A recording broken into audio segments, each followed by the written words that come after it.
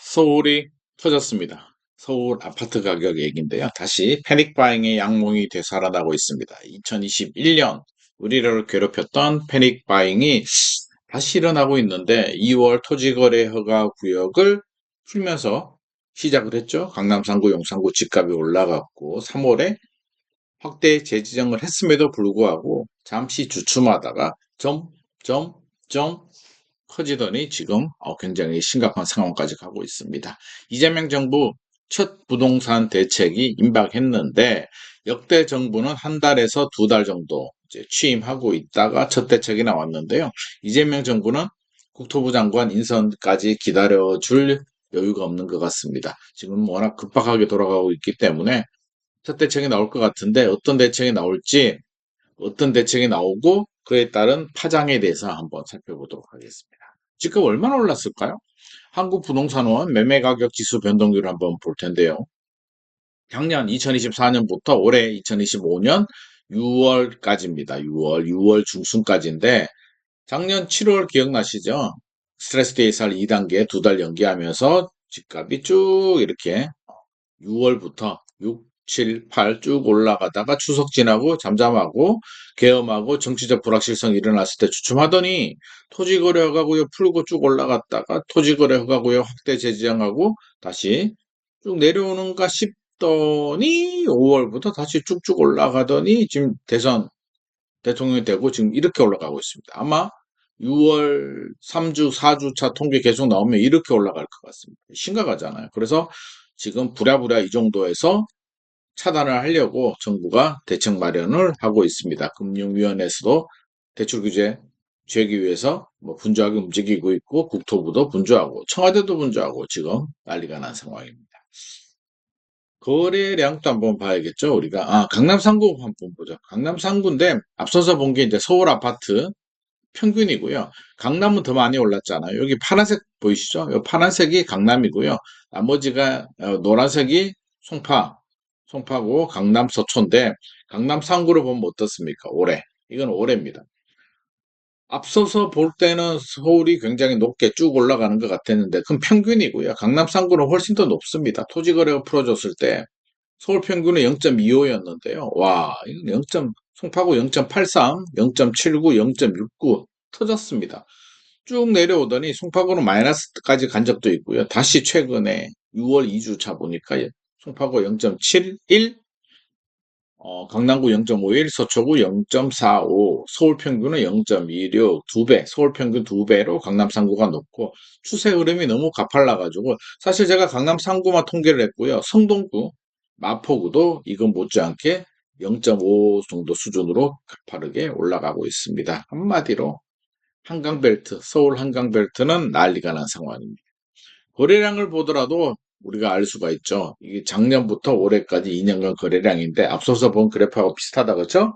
작년 여름에 쭉 올라갔고 탄핵하고 계엄 탄핵하고 조용하다가 토지거래고요 풀고 확대 지정하고 조용해졌다가 다시 올라가고 있는데 작년 7월 9,200건 서울 아파트 거래가 됐고요. 올 3월 1,227건 거래가 됐는데 5월, 4월이 5,400건. 이것도 적지 않은 숫자입니다만 5월은 아직 집계가 끝나지 않았습니다. 제 생각에는 8,000건 넘을 것 같아요. 8,000건 넘고 6월은 10,000건 넘을 것 같습니다. 이까지 올라올 거.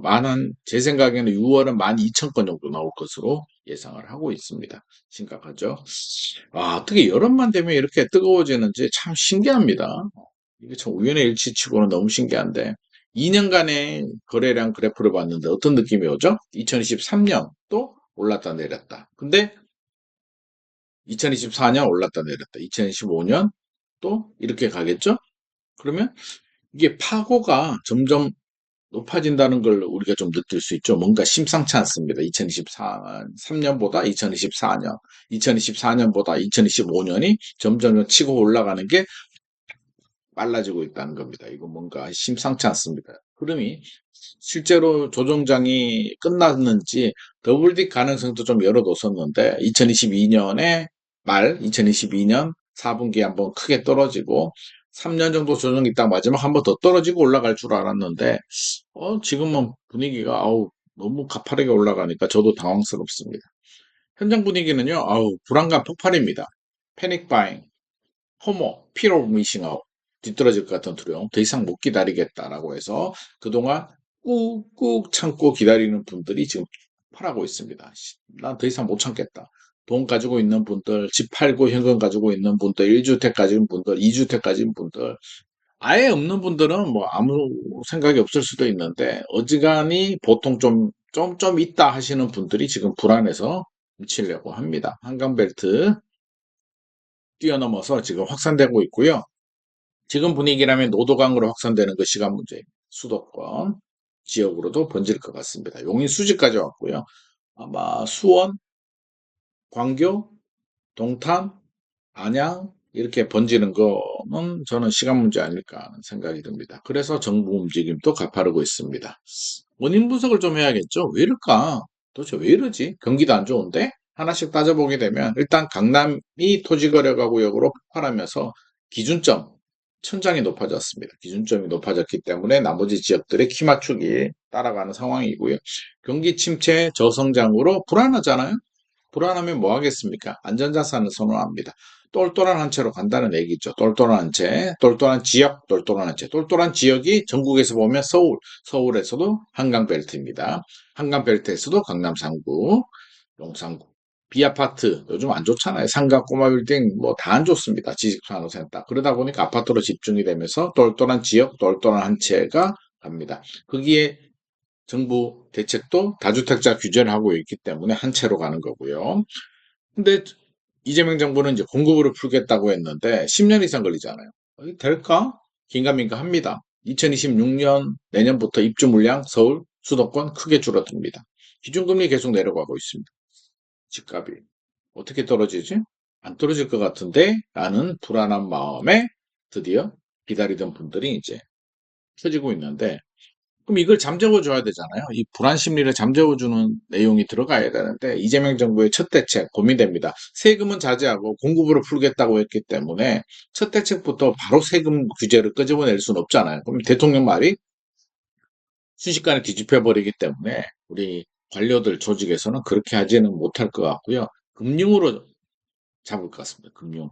대출 규제라는 얘기죠. 금융을 할 수 있어 라는 지금 자신감이 충만한데 진짜 잡을 수 있을지는 뚜껑을 열어봐야 될 것 같습니다. 마포, 성동 같은 지역들 규제 지역으로 지정하고요.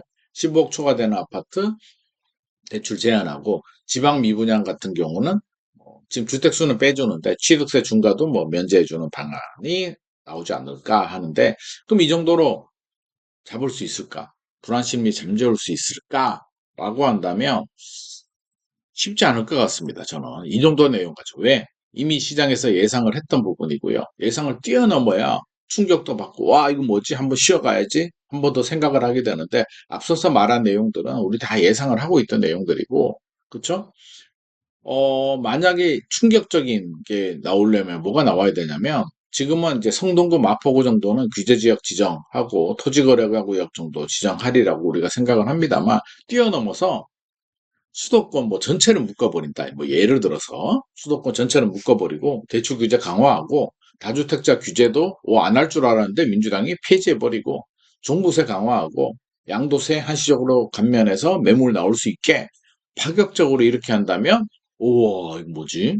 라고 할 텐데, 이게 나중에는 나올 수는 있어도 한 번에 이렇게 나오기는 정말 어렵고 쉽지 않습니다. 이렇게 된 적이 없습니다. 그런데 이재명 정부는 첫 대책부터 파격적으로 이렇게 나오면 시장의 예측을 뛰어넘어서 흔들어 버릴 수는 있는데 쉽지 않아요. 왜? 반발도 많거든요. 다주택자 규제 폐지한다고 하면 당장 지지자분들, 무주택자들 이런 분들이 뭐하냐? 왜 부자 감세를 하냐라는 논란이 있을 수도 있고, 종부세 강화하는 것도 세금 규제 안 한다고 했는데 혹시나 문재인 시즌2가 되지 않을까 부담스러운 부분이고요. 양도세 한시 감면 매물 나오는 효과는 있습니다만 부자 감세에 불로소득 부동산으로 돈 많이 번 분들한테 세금 환수도 안 한다? 엄청난 내부 반발이 있을 겁니다. 쉽지 않습니다. 이런 대책이 나오면 지금의 과열 열기를 꺾을 수는 있는데 저는 나오기는 현실적으로 쉽지 않다고 생각합니다.